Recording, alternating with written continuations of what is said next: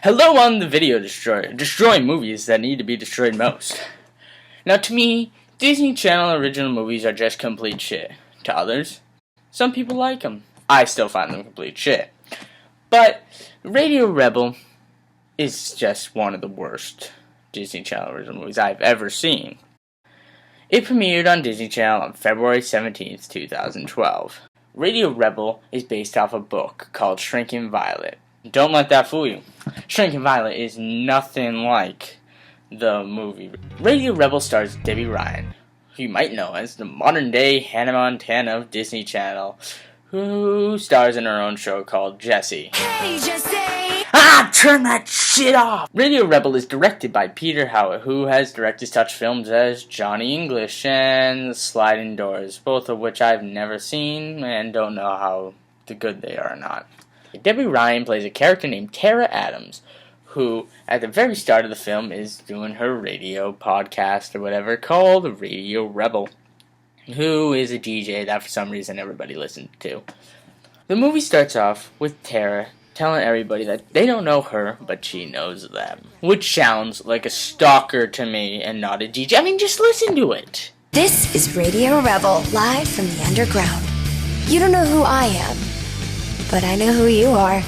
Now, in the movie, we go to a high school called Lincoln Bay High. Now, at Lincoln Bay, Tara attends, where she says in her podcast that she hates labels and that she hates how everyone has to hang out in small groups. Now, come on, in this one part, she walks with her friend, and throughout the entire movie, she hangs out with, like, 3 people. We cut to a locker room where we meet our main character and her best friend Audrey, who is played by Serena Parmar, whose character is so one-dimensional and annoying. I mean, just watch what kind of things this movie makes this character do. Best friends for totally like ever without exception. You need to breathe your words. How can you even breathe at a time like this? Here we meet our 2 other, I guess, comic reliefs in this film, who are Larry and Barry, who are played by Rowan Kahn and Ian Belcher. These 2 are meant to be comic reliefs, but they're just annoying and not funny, and they basically don't play much of a role except for jokes such as... What? It's flu season. And other jokes such as... Radio Rebel is my soulmate. Which basically just play off nothing. Also, if you noticed in that one clip that you could see that they advertised the book, I mean, that's probably nothing to help this book out. Then we get introduced to the bitchy Stacy, played by Merritt Patterson, and her little minion. No, not that minion. Just... who I guess, whose only role in this film is just to follow whatever orders, and her only character development is to eventually break away from that. Now, this girl is so bitchy throughout this entire movie. She doesn't even try to be nice to anyone. I mean, just watch. She complains about how people are talking to her and they should all stay where they belong. And she calls over the principal tells the principal that Audrey is making her listen to the podcast. So the principal does take the headphones and I guess MP3 player away from Audrey, and she does something a little unorthodox in this situation. You too, young lady, hand it over. I mean, seriously, you can't just take away the headphones and MP3 player of someone that isn't even doing anything, just standing there in the background. Anyways, then we meet this, I guess, boy band of the group, of the school, or rock band that is really shitty, called The G's. Their name is the G's because their names are Gavin and Gabe. Now, first of all, naming your band the G's because your name is Gavin and Gabe, and I guess I'm just guessing here because I never hear the other 2 members' names. I'm gonna guess that their names start with the G too. That's like naming your band The Feet because you have feet. This movie could also be referring to a G-string because it is Disney, and Disney does like to sneak stuff into their movies. Now they discuss in this scene about how popular they have become as a band and how they can get any lady they want or any person in the school that they want. So Gabe tells Gavin that he should ask Stacy to the prom because of this. Stacy and her college boyfriend just called it quits, which means as of right now, she doesn't have a prom date. After that, we go to Tara's English class, where the drama class comes in to do a project with the kids in the English class, which is to do a scene. This really brings out Tara's shyness as she sees Gavin in the class, which leads to stunts such as Pairing you all up, and he's really counting from his grade. and the teacher calls her up to the board and tells her to write a scene on the board, which leads to this.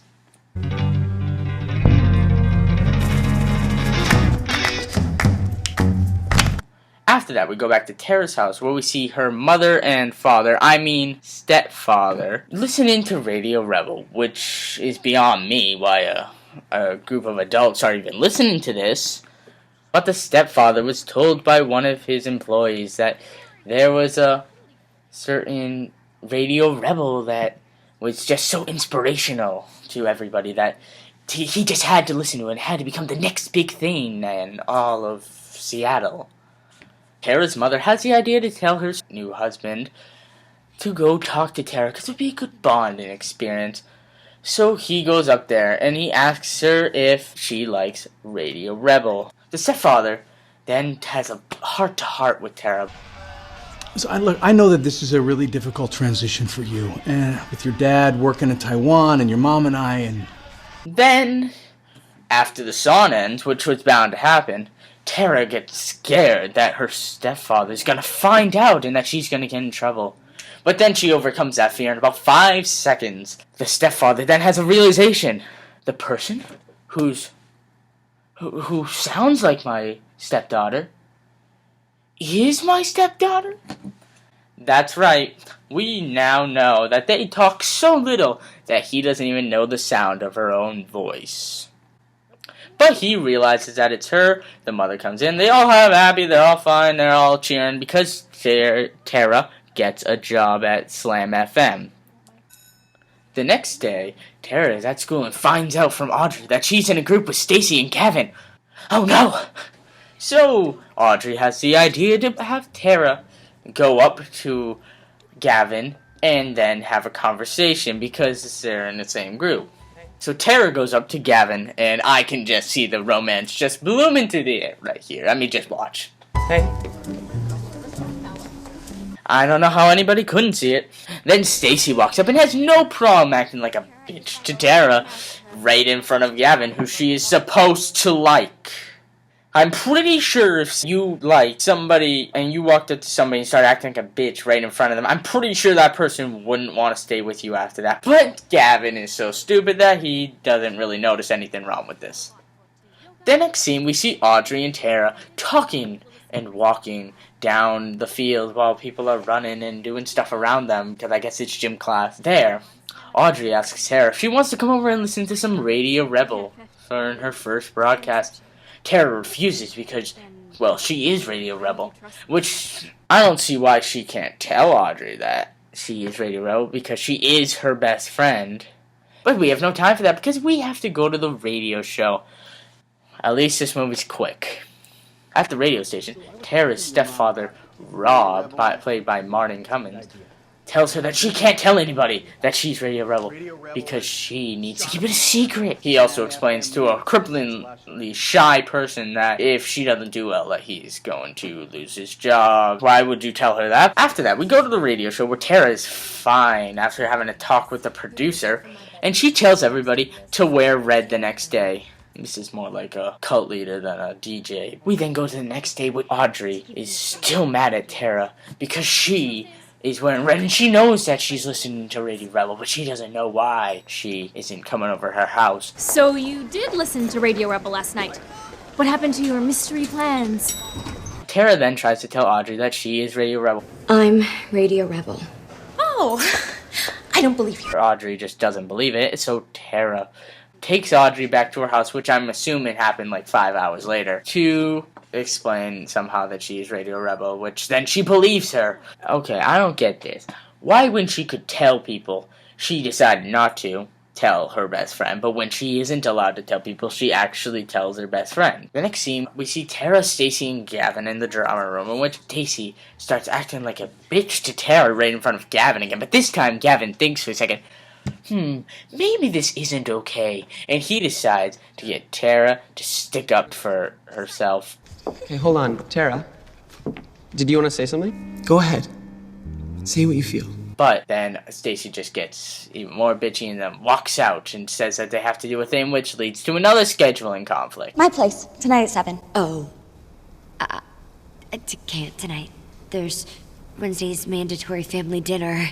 Then they go on a water break in which Gavin and Tara have a heart-to-heart. Is this the demo? For the G's? Yeah, you know, trying out a few new things. Actually, I'd love to try out some more new stuff. Gavin leaves the CD out on the stage, and Tara picks it up and plays it on the next show of Radio Rebel, in which Gavin, unlike anybody else, was perfectly okay with his music being stolen and played on the radio. Gavin, the next day, goes and talks to Tara about how his song was played on the radio. And instead of actually thinking for a second that it was her who put it on the radio, he just believes that it was her giving it to someone else. It's you, isn't it? It's me? What's me? You're the one. Which one? You're the one who gave the CD to your stepdad to give to Radio Rebel. Yes! Thank you! We're dealing with the stupidest high school boy in the United States here, people. The next day, Tara tells everyone on Radio Rebel to get up and dance during lunch, and they all do. And the principal tries to put a stop to it and apparently has no control over anybody. Later on, we see the G's, who as they are practicing, but Gavin wants some to play, but doesn't like the music. He wants to give a message to people. You actually say something with our music, something meaningful, relatable. But Gabe says no, well, like anybody else would do, say they have to play to the audience that they have. Our fans don't want a message, they want a party. But Gavin says, no, we need to go artistic, man. And let me just say, Gabe's only characterization in this entire film is this. Think of the band, man. Think like a rock star. I am the front man of this band. This rock star act is what put us on the map. Yep, that's his entire character, everybody. Everybody starts to wonder, who is Radio Rebel?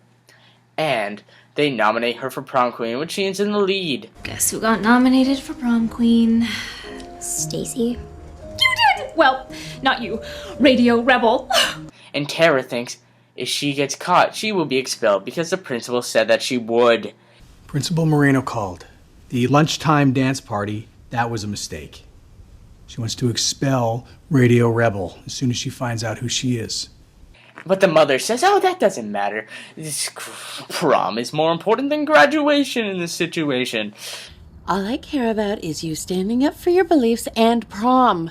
The next day, the principal makes announcements over the intercom that the prom is canceled for everyone. Until Radio Rebel's identity is revealed, I'm canceling the prom. For everyone. Which is stupid because the one place that she would be at prom. Because they were going to nominate her for prom queen. She was going to go up on stage and accept the award. So why would they just cancel it when it would be a great idea to find her there? But these kids are really upset about this. But they're not upset about the fact that the prom is canceled. They're just upset about the fact that their principal is really stupid. Everybody starts hating Radio Rebel because of this. And that makes everyone go and protest. And then she has to go sneak around the station for a while. But then she has a brilliant idea to have a backwards prom morp. That's brilliant. What? Backwards. Llama Femme is throwing its first ever morp. Stacy, of course, does not like this idea, and Gavin does. So Stacy gets really mad at Gavin. It's just ridiculous. Morp? Who ever heard of a morp? That's the whole point, I think.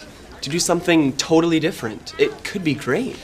We need to rehearse. I'm not gonna fail this assignment because you two have zero work ethic.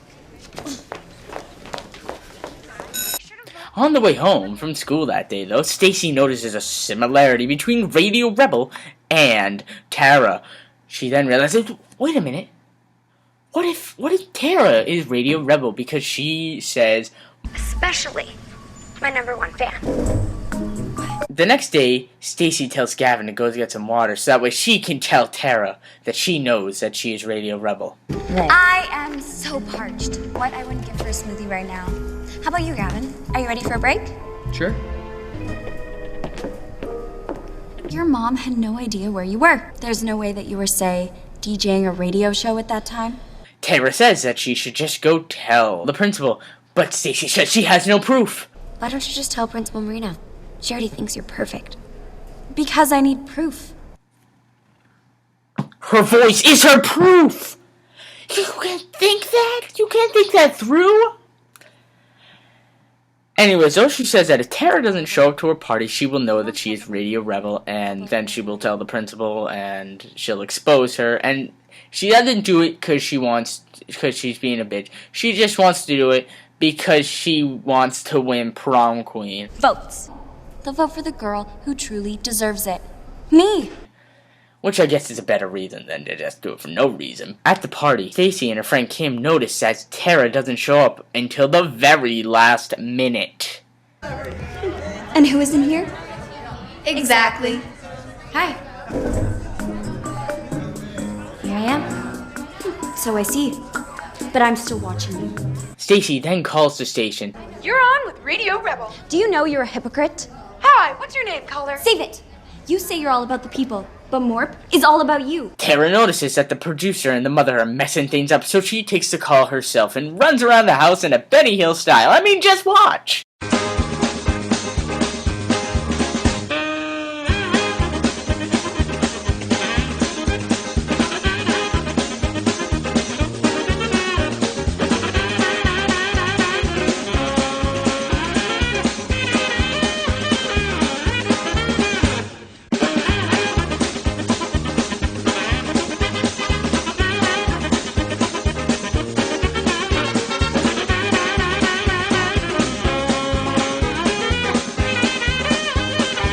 Then, after Stacy finds her in her room after the call is done, Tara says that she used to respect Stacy because she used to dress up like a princess to school every day during 2nd grade.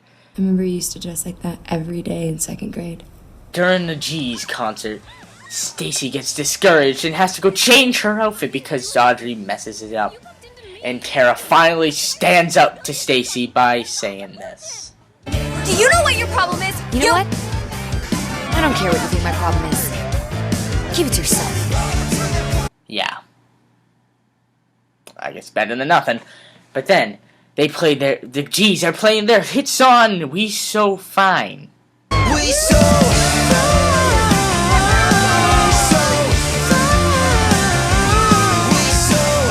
After the G's play, Gavin and Tara have a heart-to-heart. So, how do you do it? I try to remember I'm not as alone as I feel.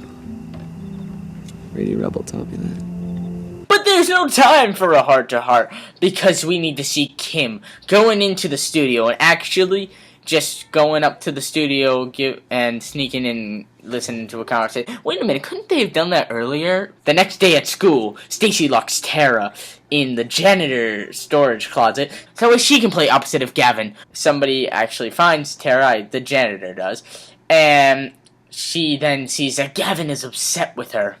Gavin gets kicked from the band and is told to go on solo.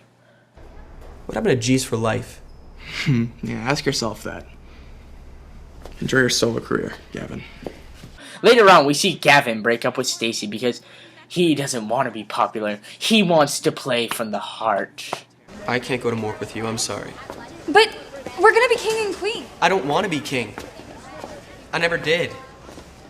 Later on at Morp, they see Stacy trying to give herself a pep talk in a little small makeup mirror. You're beautiful. You're a queen no matter what happens. then Stacy doesn't see them. They go on back to Morp, and then Stacy walks up on stage like she's going to win prom queen. But she doesn't, looks like an idiot, and Tara wins it as Radio Rebel. And the principal then walks up on stage, says really sarcastic and annoying that she's definitely going to expel her. And now that I know who Radio Rebel is, she is definitely getting expelled. Enjoy your morp, Tara! Then everybody starts chanting, No, I'm Radio Rebel! No, I'm Radio Rebel! this school is really quite stupid. The principal is discouraged and walks up stage because she said, you can't expel everyone. You can't expel everyone, can you? Except, you can expel her because, let me just get this right here. She clearly is Radio Rebel. She's standing on stage. Everyone else is just chanting it to save her. You could clearly still expel the person that is clearly Radio Rebel. Tara says to Stacy that she didn't say Radio Rebel, so Stacy says, I'm Radio Rebel. I'm so Radio Rebel. in the end, Gavin and Tara get together and they go to Morp together. Will you go to Morp with me? Yes.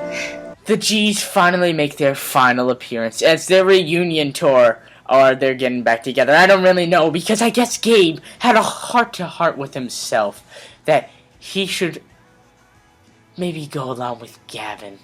And they bring the band back together, they play a really weird song, I guess, and the movie ends there. Radio Rebel is just one of the Disney original movies that sucks ass. I mean, there's plenty of them. But Radio Rebel still has a following on the internet. I mean, people say they like this film. I don't see it at all. It's horrible. Well, ladies and gentlemen, I'm the Movie Destroyer, destroying all movies that need to be destroyed most.